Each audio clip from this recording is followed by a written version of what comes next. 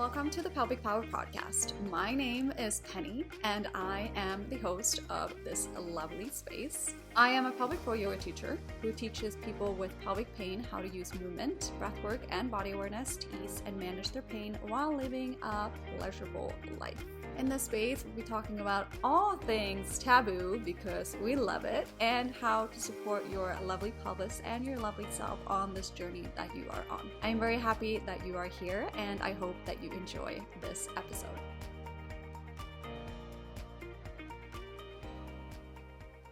Welcome back to another episode of the Pelvic Power Podcast. So first off, can we just take a moment to just shake it out? Like, you just shake it out. Like, I don't know, that's what I feel like I need to do right now. I'm feeling a little bit frustrated with myself today because the things that I want to tell you, they are not coming out. They are not coming out today. So welcome to another episode of the Pelvic Power Podcast. And I'm very happy that you are here. I'm always forever grateful that you're listening to this podcast.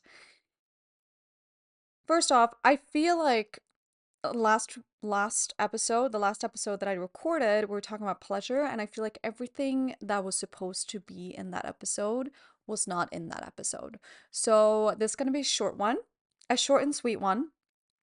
I say that, and then I'm going to go on a rant, on a tangent, and we get a longer episode. So we'll see where it takes us. I never really quite make a plan once I hit record. I just go wherever the flow takes me. So welcome. I'm going to ask you a question, and it might be a little bit annoying. It might be a little bit annoying. So if you're someone that lives with pelvic pain, you don't even have to live with pelvic pain. I'm just asking you because we live in today's society, and we're often turned off. We're often just walking through life. But if you live with pelvic pain, are you allowing yourself to experience pleasure? Do you think it's safe for you to experience pleasure? Are you worthy of experiencing pleasure? This is something that I've been playing around with for the past year and a half. Yeah, probably since my breakup. I have been playing around with this concept of allowing yourself to experience pleasure. So when we go through life, we have trauma that happens, we have events that happens, and it's a lot more deeper than we can ever explain. And if you go to therapy, this is just something that I encourage you to maybe take with you to your therapist and just have a chat about it, because it's kind of interesting. So we live one life, we have one life, right? And we walk through life, we're experiencing life. And don't you want to experience pleasure? And I'm not just talking sexually. That's actually how the whole thing started for me. So sexually, I felt like, yeah, felt turned off. I felt turned down. There was a wall. I had a really hard time experiencing pleasure sexually. And then also, I had a really hard time experiencing pleasure in everyday life, just from touch or doing things, or, having a hard time being in the present moment to actually enjoy that moment. And I think that when you live with pelvic pain, we're so zoomed in on the condition itself or the body part itself. But what happens if you start to attack it or address it from different views, if that makes sense?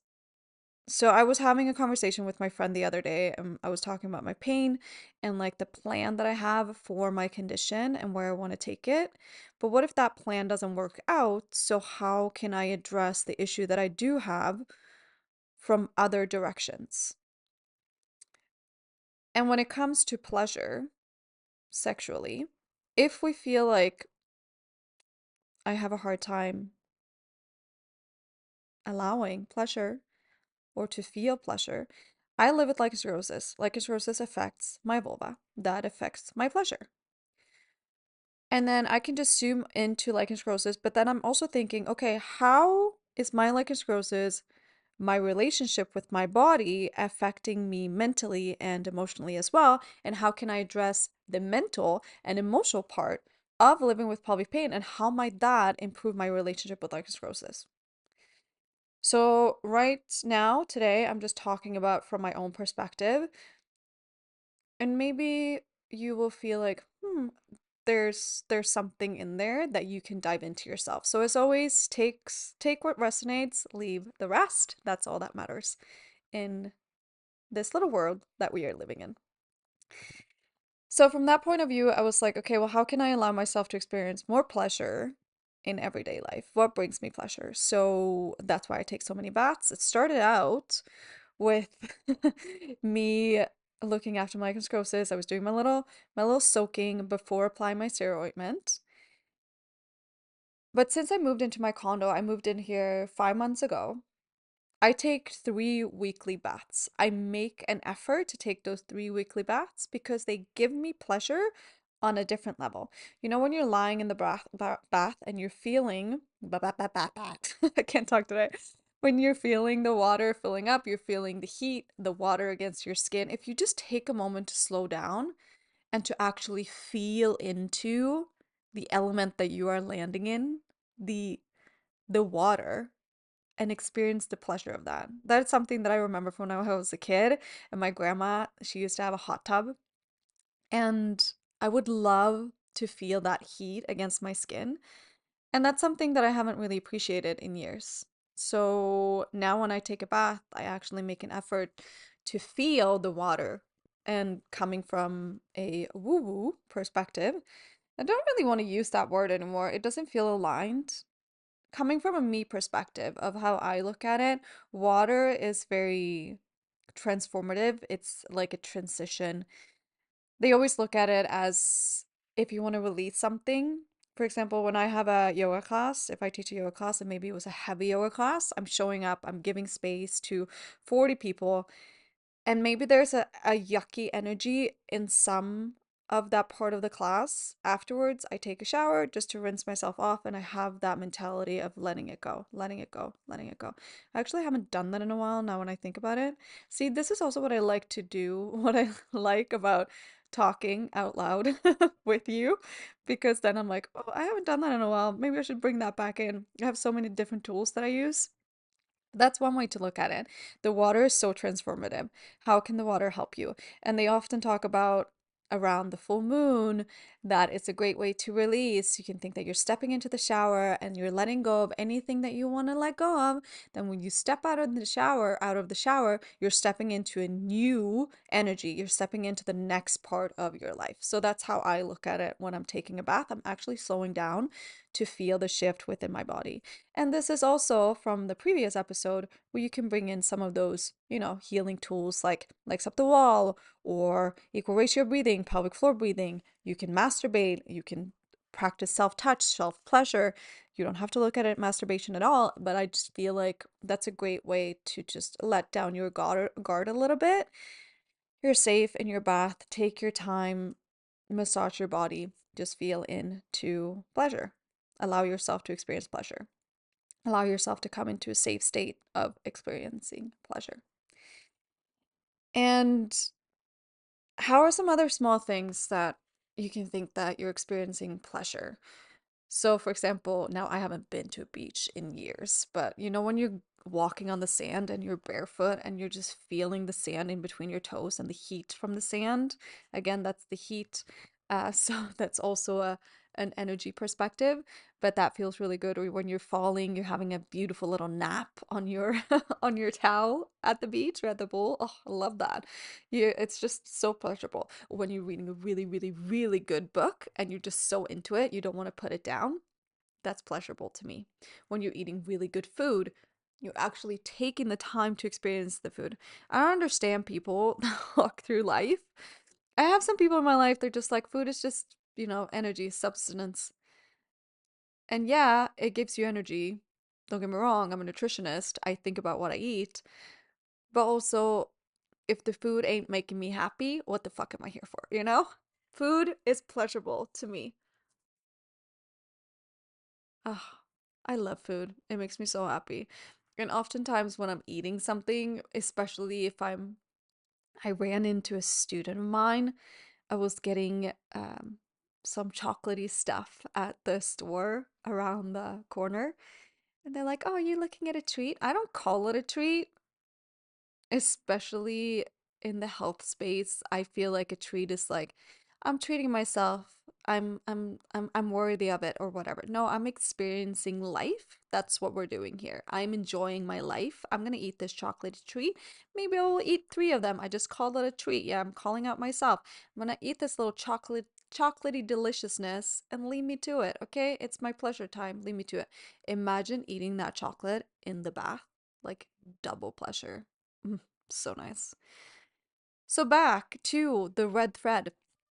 How can you allow yourself to experience more pleasure in life and know that you are worthy of experiencing pleasure? When you're landing on your yoga mat, when you have those really, really amazing breathwork or meditation sessions, and you're just feeling so juicy in yourself. I've had people when they've started working with their breath when it comes to pelvic pain, they will tell me like, "Oh, I'm feeling aroused or I'm feeling something in my pelvis." Yeah, because you're working on your breath. Your breath is such a vital part of you, and there's so much energy work in your breath. And then also, you're creating movement just by paying attention to your breath. Movement, maybe you're just breathing into the upper chest, but now when you're inviting the breath all the way in, you're creating movement in your body, around your organs, into your pelvic floor. Your body's going to respond differently. And also, how can you take that with you into your pleasure practice, being intimate with someone else, or working with your dilators as well? See, all of the tools that we're laying out here, how can you put them all together? Like how can you support yourself even more? Make a little list of like, this would be fun to try with this. And then you rock up with your partner and you're like, you know what I want to try today? I want to see if we can synchronize our breathing while you're massaging my hips. Mm. And you might think that, oh, that's a little bit weird to bring to the table. That's fine. Bring it, baby. Bring it. Because what the fuck are you here for if it's not to experience the joy of life and pleasure? And as I was saying in the last episode, I get so excited when I talk about this stuff because it's like I'm fucking excited for the next time you get to dive into a safe space with someone else where you get to experience pleasure and feel good. And I get excited for me too. I get really excited for me. So how can you allow yourself to experience pleasure on everyday in everyday life? And I think that's that. That's that. It's funny though because I tried recording this episode for a couple of times now. And you know why I have such a hard time recording? This came to me recently. So in this space, in this pelvic pain space, in this pelvic health, we're fucking awesome space. In the pelvic power space, I have so many things that I want to share with you, but recently I just feel very vulnerable and very out there and like anyone can have access to it. And I know that people that are not supposed to be in this space, they have access to it. And that drains me a little bit and it makes me put up my guard. And I feel like I have to put a lid on some things that I actually want to say to protect my mental health and to protect my safety and my comfort. So I've actually created a Patreon account. So with the Patreon account, I'm doing mini episodes. I'm putting in episodes where I just really want to share about whatever the fuck I want to share about sex, pelvic pain, life, the real weird unfiltered stuff. It's going in my Patreon account. It's only $5. It's just a safe space for me to provide you with other things that I don't feel comfortable sharing here. Because I get so many questions about me personally that I don't mind sharing. But I also want to make sure that it's in a safe space for me and for my mental health. So I've created this account. I'm gonna put the show note or put the link in the show notes, and then you can come join if you want to. Either way, I'm gonna be here on the podcast. I'm not going anywhere. You're still gonna have access to me, but just the very personal parts of me or the way that I look at sex and pelvic pain and how I use my tools with in conjunction with my pelvic pain, the more intimate parts I want to share in a more safe space. And I hope that you respect that. And I hope that you would join us too, because it will be a lot of fun. We can have conversations together in this membership too about what comes up for you, and you can share it in a safe space as well. But until next time, I hope you enjoyed this episode. And if you learned anything about yourself, if you had any epiphanies, anything that came up for you, I would love to hear about it. Please send me DM. Send me DM on Instagram. I would love to hear from you. I cannot wait to see where this takes you. And until then, remember to look after your beautiful body. You're absolutely fucking fantastic, and I will see you here back shortly. Bye.